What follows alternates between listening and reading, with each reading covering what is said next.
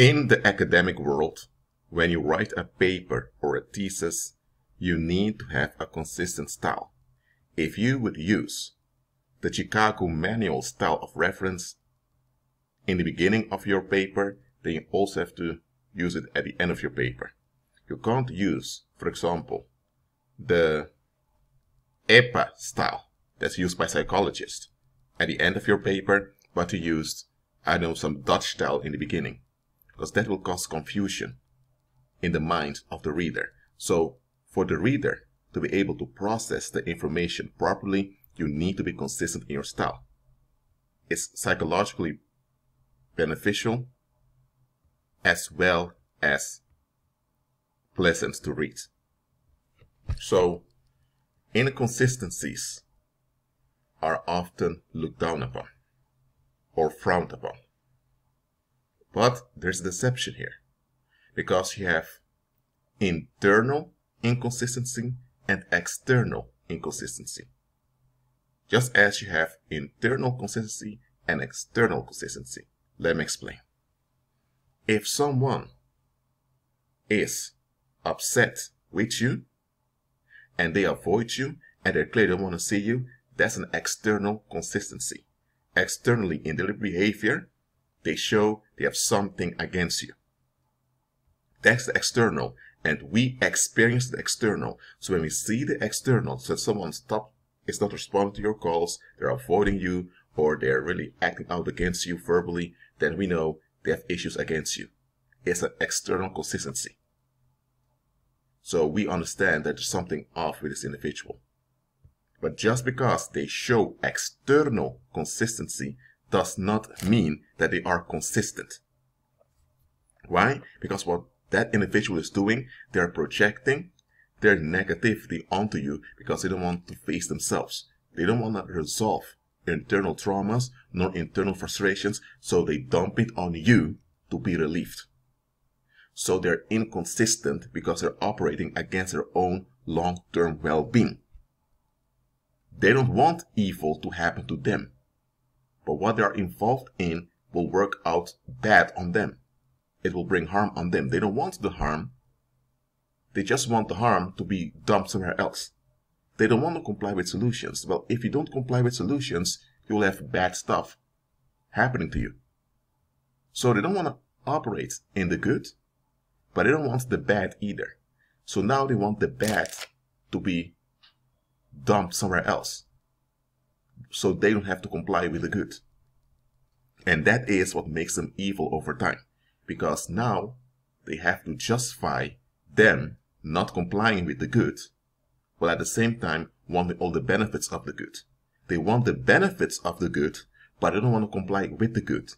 So the only way for them to get away with this is by playing the victim as if you offended them or harmed them or dishonored them in one way or the other. And now they're using this role as a victim to blackmail others into giving them benefits of the good so that they don't have to comply with the good. So for them to be able to blackmail others, they need to show some type of external consistency to be convincing. So we experience the external consistency in their act, and we believe the act. And because we believe the act, we think they are consistent. They're not. You have people that talk to you friendly and behind your back talking bad about you. Those are people without external consistency. And that's why they're not convincing. The human being wants to be convinced. So if you have someone that's doing wrong, if they are convincing in the wrong they're doing, we are more at ease with it than when someone is not convincing.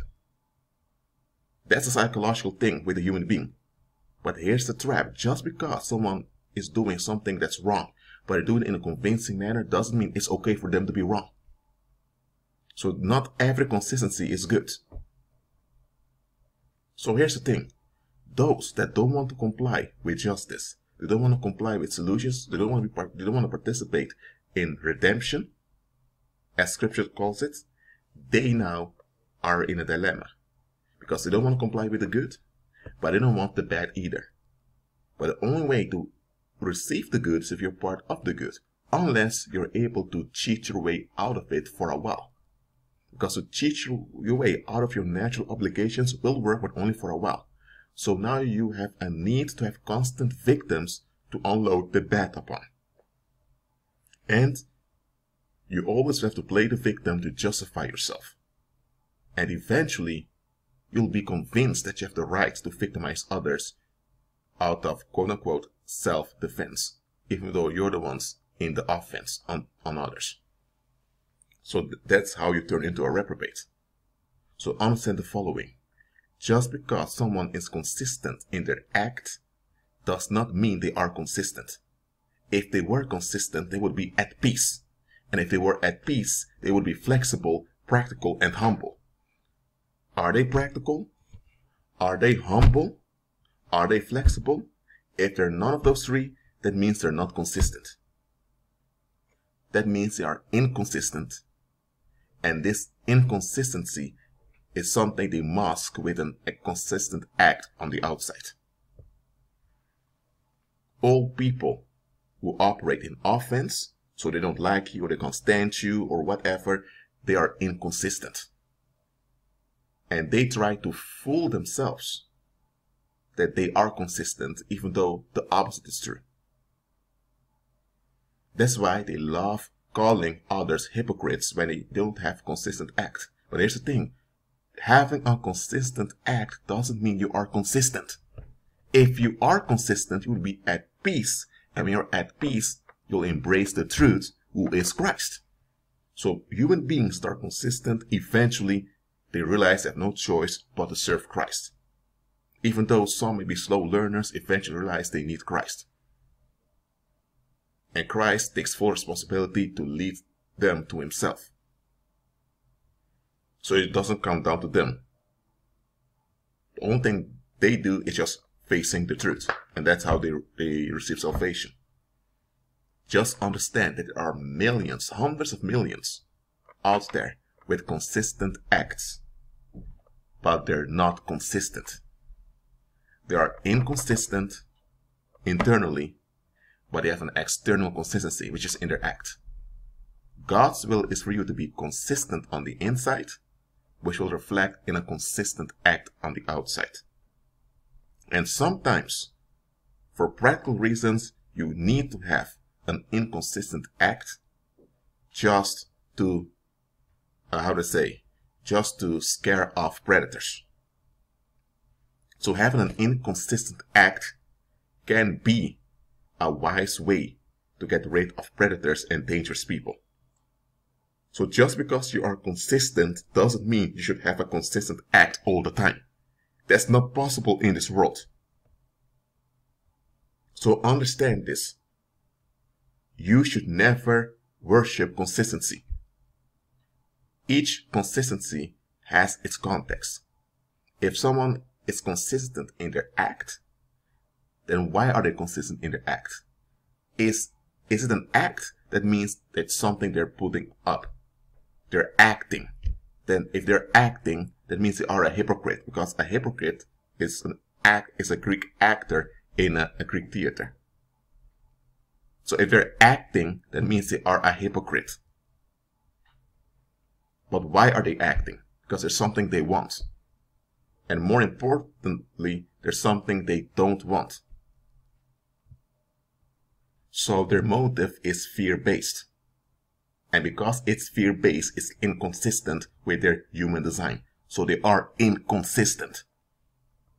If someone is internally consistent, that will show on the outside. And that will be obvious.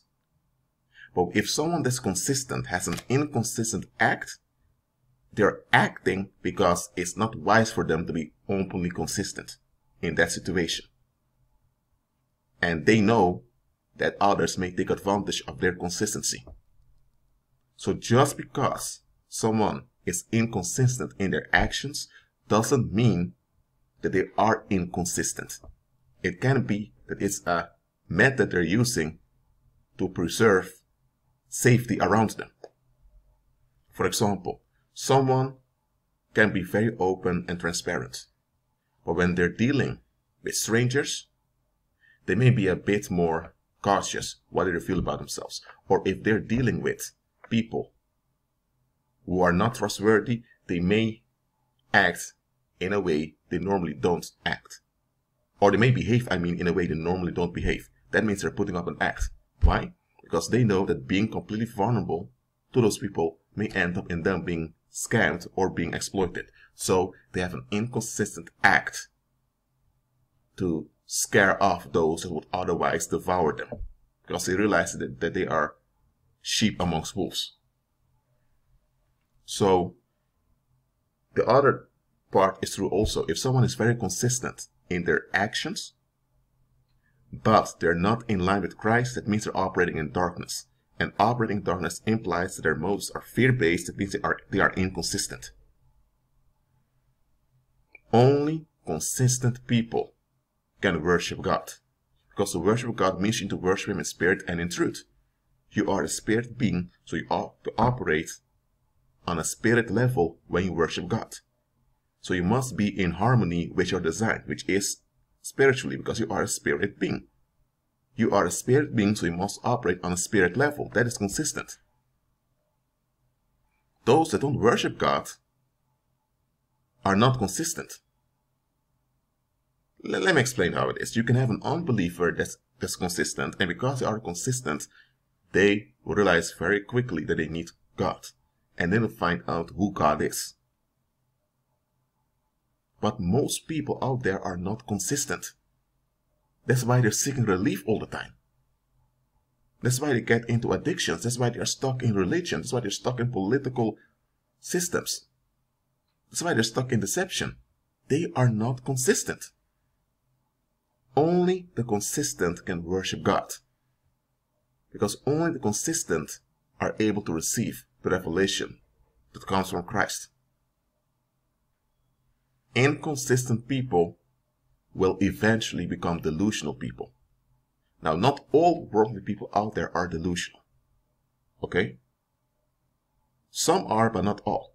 But every worldly individual is inconsistent, and if they are not delivered from this inconsistency, eventually they'll become delusional. It means to become dangerous to be around. So, again, when it comes to consistency, look at the context. Just because someone's actions are not consistent doesn't mean that they are inconsistent. Look at the context. And just because someone is consistent, especially if they're consistent in a aversive manner, when they express dislikes or disapproval or refusal or rejection, especially then, you must know that they are inconsistent. So don't praise someone just because they have a consistent act. Look at the context. What are they? Are they consistent or are they inconsistent? And if they are inconsistent, it can mean two things. Either they are a believer, either they are believers that aren't delivered yet, or they're not believers, they're just plain worldly people. And if someone is consistent, either they're born again, or they're someone who's about to be born again very soon. One of the two. Look at the context. Be at peace.